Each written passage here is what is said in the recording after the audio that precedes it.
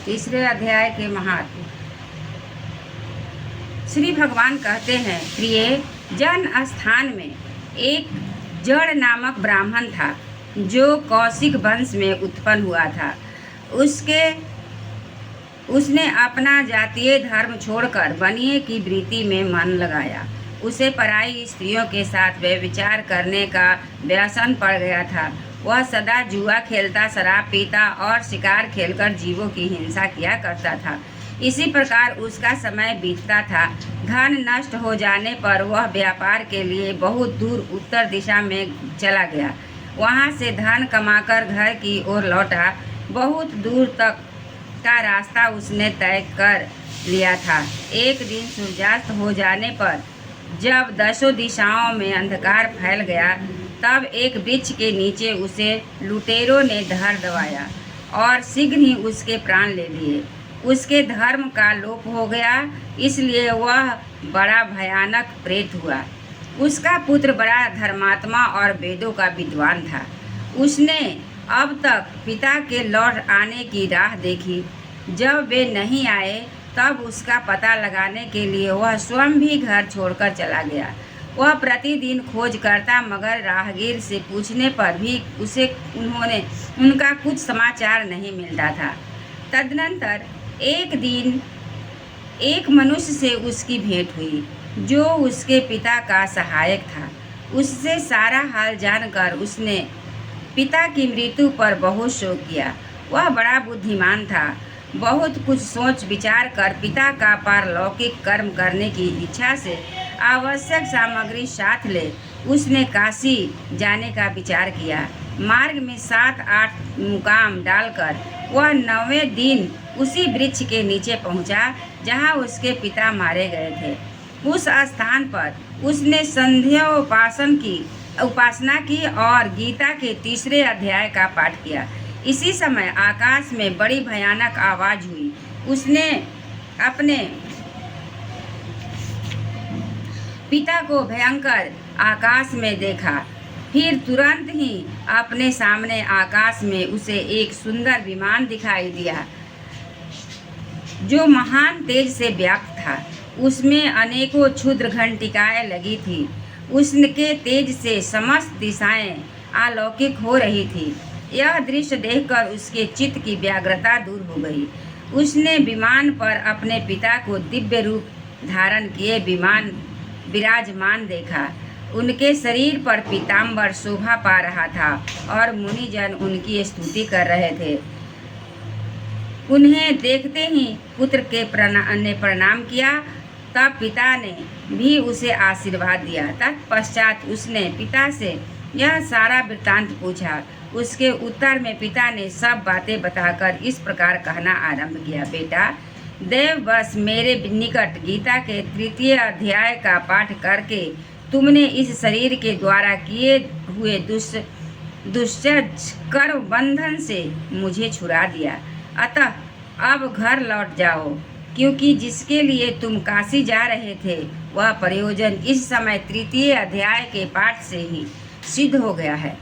पिता के यूं कहने पर पुत्र ने पूछा, तात, मेरे हित का उपदेश दीजिए तथा और कोई कार्य जो मेरे लिए करने योग्य हो बतलाइए। तब पिता ने उससे कहा, अनघ, तुम्हें यही कार्य फिर करना है। मैंने जो कर्म किया है वही मेरे भाइयों ने भी किया था। इससे वे घोर नरक में पड़े हैं। उनका भी तुम्हें उद्धार करना चाहिए तथा मेरे कुल के और भी जितने लोग नरक में पड़े हैं उस सबका उद्धार भी तुम्हारे द्वारा हो जाना चाहिए।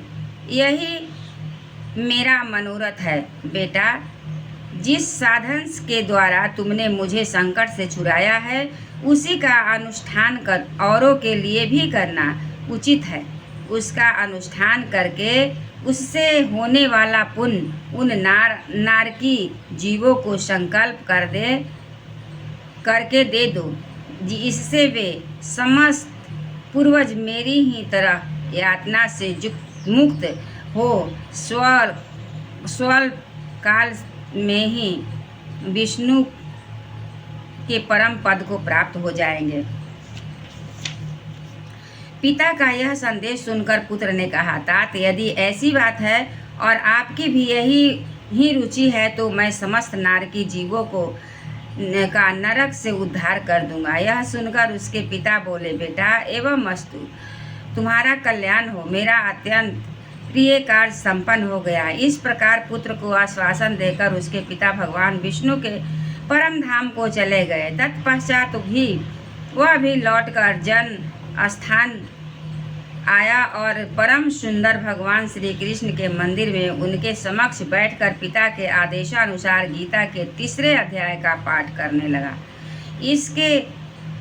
उसके नारकी जीवों का उद्धार करने की इच्छा से गीता पाठ जनित सारा पुण्य संकल्प करके दे दिया। इसी बीच में भगवान विष्णु के दूत यातना भोगने वाले नरक की जीवों को छुड़ाने के लिए यमराज के पास गए। यमराज ने नाना प्रकार के सत्कारों से उनका पूजन किया और कुशल पूछी। वे बोले, धर्मराज, हम लोगों के लिए सब और आनंद ही आनंद है। इस प्रकार सत्कार करके पितृलोक के सम्राट परम बुद्धिमान यम के विष्णु दूतों ने से जमलोक में आने का कारण पूछा। तब विष्णु दूतों ने कहा, यमराज, शेष शय्या पर शयन करने वाले भगवान विष्णु ने हम लोगों को आपके पास कुछ संदेश देने के लिए भेजा है। भगवान हम लोगों के मुख से आपकी कुशल पूछते हैं और यह कहते हैं, आज्ञा देते हैं कि आप नरक में पड़े उन समस्त प्राणियों को छोड़ दें। अमित तेजस्वी भगवान विष्णु का यह आदेश सुनकर यम ने मस्तक झुकाकर उसे स्वीकार किया और मन ही मन कुछ सोचा। तत्पश्चात मंदोमंद नारकी जीवों को नरक से मुक्त देखकर उनके साथ ही वे भगवान विष्णु के वास स्थान को चले। यमराज श्रेष्ठ विमान के द्वारा जहाँ क्षीर सागर है वहाँ जा पहुँचे। उसके भीतर कोटि कोटि सूर्यों के समान कांति मान नील कमल दल के समान श्याम सुंदर लोकनाथ जगत गुरु श्री हरि का उन्होंने दर्शन किया। भगवान का तेज उनकी शैया बने हुए शेषनाग के फनों की मणियों के प्रकार से दुगना हो रहा था। वे आनंद युक्त दिखाई दे रहे थे। उनका हृदय प्रसन्नता से परिपूर्ण था। भगवती लक्ष्मी अपनी सरल चितवन से प्रेम पूर्वक उन्हें बार बार निहार रही थी। चारों ओर जोगी जन भगवान की सेवा में खड़े थे।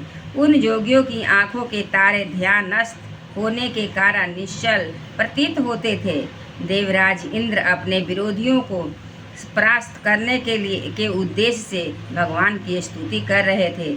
ब्रह्मा जी के मुख से निकले हुए वेदांत वाक्य मूर्तिमान होकर भगवान के गुणों का गान कर रहे थे। भगवान पूर्णतः संतुष्ट होने के साथ ही समस्त योनियों की ओर से उदासीन प्रतीत होते थे। जीवों में से उन्होंने योग साधन के द्वारा अधिक पुण्य संचय किया था। उन सब को एक ही साथ में कृपा दृष्टि से निहार रहे थे। भगवान उनका स्वरूप भूत अखिल चराचर जगत को आनंदपूर्ण दृष्टि से आमोदित कर रहे थे। शेषनाग की प्रभा से उद्भासित एवं सर्वत्र व्यापक दिव्य विग्रह धारण किए नील कमल के सदृश श्याम वर्ण वाले श्री हरि ऐसे जान पड़ते मानो चांदनी से घिरा हुआ आकाश सुशोभित हो रहा हो। इस प्रकार भगवान की झांकी करके यमराज अपनी विशाल बुद्धि के द्वारा उनकी स्तुति करने लगा। यमराज बोले, संपूर्ण जगत का निर्माण करने वाले परमेश्वर, आपका अंतःकरण अत्यंत निर्मल है। आपके मुख से ही वेदों का प्रादुर्भाव हुआ है। आप ही विश्व स्वरूप और उसके विधायक ब्रह्मा हैं। आपको नमस्कार है। अपने बल और वेग के कारण जो अत्यंत दुर्धर्ष प्रतीत होते हैं, ऐसे दानवेंद्रों का अभिमान चूर करने वाले भगवान विष्णु को नमस्कार है। पालन के समय सत्वमय शरीर धारण करने वाले विश्व के आधारभूत सर्वव्यापी श्री हरि को नमस्कार है। समस्त देहधारियों की पातक राशि को दूर करने वाले परमात्मा को प्रणाम है, जिनके ललाटवर्ती नेत्र के तनिक सा खुलने पर भी आग की लपटें निकलने लगती है। उन रुद्र रूपधारी आप परमेश्वर को नमस्कार है। आप संपूर्ण विश्व के गुरु, आत्मा और महेश्वर हैं। अतः समस्त वैष्णव जनों को संकट से मुक्त करके उन पर अनुग्रह करते हैं। आप माया से विस्तार को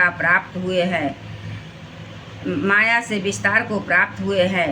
अखिल विश्व में व्याप्त होने में होकर भी कभी माया अथवा उससे उत्पन्न होने वाले गुणों से मोहित नहीं होते।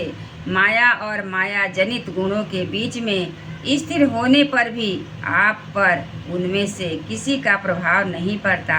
आपकी महिमा का अंत नहीं है, इसलिए आप असीम हैं।